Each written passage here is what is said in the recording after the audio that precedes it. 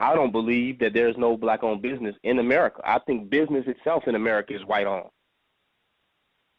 That's what I believe. You're using their dollar, their Federal Reserve note, and I think that business works more to the advantage of white people as a whole than it does to black people.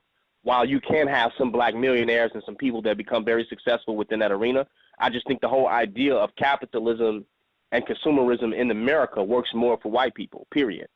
And that might have something to do with them being a larger portion of the population, and maybe not, because they globally they control the commerce of a large portion of the world. So I just don't think the whole thing of capitalism works for us. When I see every leader that starts using their own dollar that refuses the American dollar is the one that gets taken out. That starts to show me that capitalism works to me as a whole more for white people than it ever can for black. You follow? However, from a local perspective, I understand her in her compassion saying that, if it's a mom and pop's business right up the street, that you should give them their money with stuff that you're going to buy anyway versus giving it to white people to keep, the money within your community and support people like you within your own community. I could never be against that. But capitalism, to me, is never, ever going to be the solution for black people, period. Its agenda is too individualistic. It's too personal. You follow? It's never going to solve our problem. But that doesn't mean that we should neglect to give to our own, and we give into the big businesses and the biggest tech corporations all day long. That if we're going to buy something, we should do our best to make sure we are supporting our own.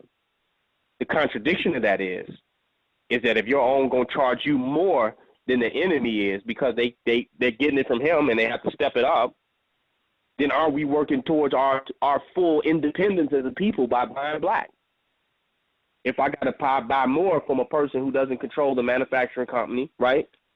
They don't control the industry. I got to pay more to get it from them. How am I getting out of the matrix by supporting a black-owned business when they have to charge more competitively just to keep their doors open? Am I getting more into the matrix by supporting black businesses? Or am I moving more towards a type of independence that's going to pull me all the way out of the system? Where if I buy from the black business owner, I buy at retail, but if I buy where they're buying it from, I buy enough to feed a community for the next 20 years.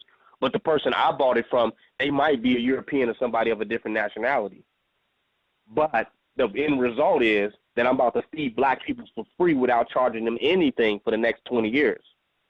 So will supporting black businesses really make us more self-sufficient and independent as a community? Or will it give us the facade of being successful entrepreneurs? But in real time, we are really under the beast of white capitalism.